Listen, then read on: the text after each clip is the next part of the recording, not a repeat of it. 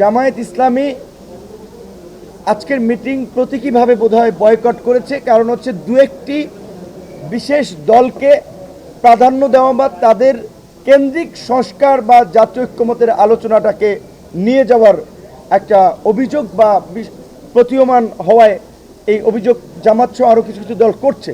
তবে আমরাও বলেছি আজকে আসলে এখানে এই যে রাজনৈতিক দলগুলোই তো সমস্ত জনগণের কিন্তু জনসমর্থন তারা কিংবা এই গণ আন্দোলনে তাদের বাইরেও কিন্তু অনেকে গুরুত্বপূর্ণ ভূমিকা পালন করেছে। সেক্ষেত্রে পেশাজীবী সংগঠনগুলো, সাংবাদিক, শিক্ষক, চিকিৎসক, তাদেরও কিন্তু একটা গুরুত্বপূর্ণ মতামত নেওয়া দরকার। রাজনৈতিক দলগুলো সবার একেবারে মতামতকে প্রতিফলন করে না, এবং এইখানে যে কোন ক্রাইটেরিয়ায় যে কোন দলকে সিলেক্ট করা হয়েছে এইটাও আমরা জানি না। অনেক ক্ষেত্রে নাম সর্বস্ব দল, অনেক ক্ষেত্রে নিবন্ধিত অনিবন্ধিত, সেইটি নিয়ে একটা প্রশ্ন তুলেছে যে আজকে আমরা যে বলবো যে জাতীয় ঐক্যমত্য কমিশনে এতটি দল এই বিষয়ে একমত পোষণ করেছে, আসলে সেই দলের ক্রাইটেরিয়াটা কি? বিশেষ করে এখানে যে এই যেটা জুলাই সনদ কিংবা জাতীয় সনদ হবে, সেখানে বারবার বলা হচ্ছে যে বিভিন্ন রাজনৈতিক দল সিগনেটরি হবে। পাশাপাশি আমরা মনে করি পেশাজীবী সংগঠনগুলো এবং সমাজের অন্যান্য অংশীদারদেরও সেখানে একটা অংশগ্রহণ থাকা উচিত। এবং সর্বোপরি যেটি আমরা বারবার জোর দিচ্ছি, 90-এ 3 জোটের রূপরেখা হয়েছিল, ভালো ভালো কথা বলছে, লিখে দেন, সবাই মাইনে নিয়েছে। ক্ষমতায় গিয়ে কিন্তু ওই জীবনানন্দ দাশের কবিতার মতো যে কেউ কথা রাখে নাই, সেই জায়গাতে কিন্তু আমরা বারবার গণভোটের মাধ্যমেই এই সংস্কারকে বাস্তবায়ন এবং এর একটা লিগ্যাল বেসিস তৈরি করার জন্য আমরা আহ্বান জানিয়েছি। এখন এটা ঠিক যে বিশেষ করে ধরেন আপনার এখন তো নির্বাচন হয় নাই, কাজে এখন তো ভোট ছাড়া আপনি কোন দল বড় কোন দল ছোট, মেজরিটি পার্টি, ওইটা তো আপনি এখন নির্ধারণ করতে পারেন না। তাহলে সরকার যদি আগেই কোনো পার্টির প্রতি একটা মানে দৃষ্টিভঙ্গি রাখে যে এই পার্টি বড়, এই পার্টি মেজরিটি পার্টি, তাহলে তো আসলে অন্যদের কথার অনেক ক্ষেত্রে গুরুত্ব থাকে না। সেই ক্ষেত্রে আমাদের কাছে মনে হয়েছে যে এটা ঠিক যে ঐক্যমত্য কমিশন কিংবা সরকারের ভূমিকা কিছু কিছু ক্ষেত্রে একটু পক্ষপাত দুষ্ট হচ্ছে কিংবা কোনো দলের প্রতি বিশেষ একটা প্রাধান্য দেওয়া হচ্ছে। এইটা হলে আসলে তাহলে এই সংস্কার কিংবা এই সময়ের সার্বজনীন বিষয়টা আমার মনে হয় যে হারিয়ে যাবে। নির্বাচন বিষয়ে লন্ডনে কি বৈঠক হয়েছে এইটা কিন্তু অফিসিয়ালি এখন পর্যন্ত সরকারের পক্ষ থেকে জোরালোভাবে বলা হয় নাই।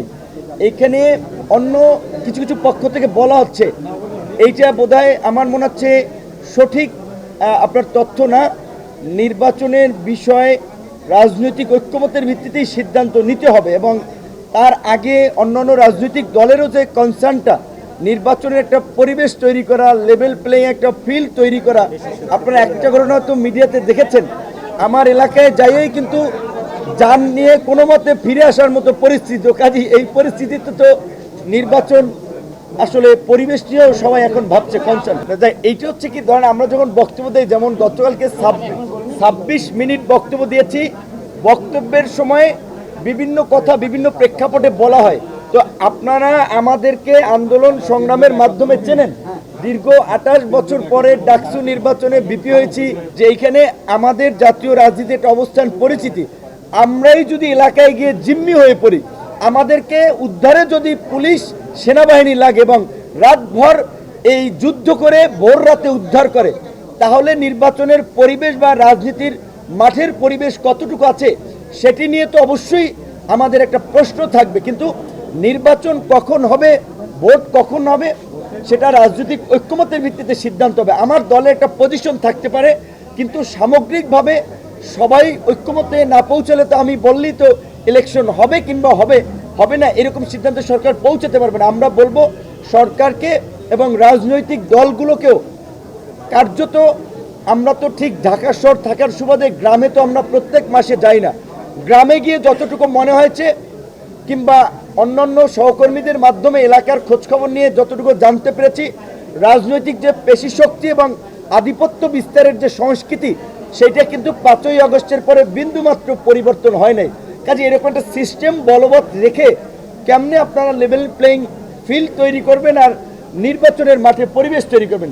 নির্বাচন ডিসেম্বরে হোক, ফেব্রুয়ারিতে হোক, এপ্রিলে হোক, তার আগে পরিবেশটা তৈরি করতে হবে। এবং এত বড় একটা লড়াই সংগ্রামের পরেও রাজনৈতিক দলের নেতাদের যদি চরিত্রের পরিবর্তন না হয় তাহলে তাদের পরিণতিও কিন্তু ভবিষ্যতে আওয়ামী লীগের মতো হবে। সেই জায়গা থেকে আমরা চাই না বাংলাদেশ এই গণ অভ্যুত্থানের পরে আগামী নির্বাচন কেন্দ্রিক কোনো সংকটে পড়ুক। সরকারকে আমরা নির্বাচন একটা পরিবেশ তৈরি করা, রাজনৈতিক দলকে রাজনৈতিক সংস্কৃতির পরিবর্তনে কাজ করার আমরা আহ্বান জানাবো।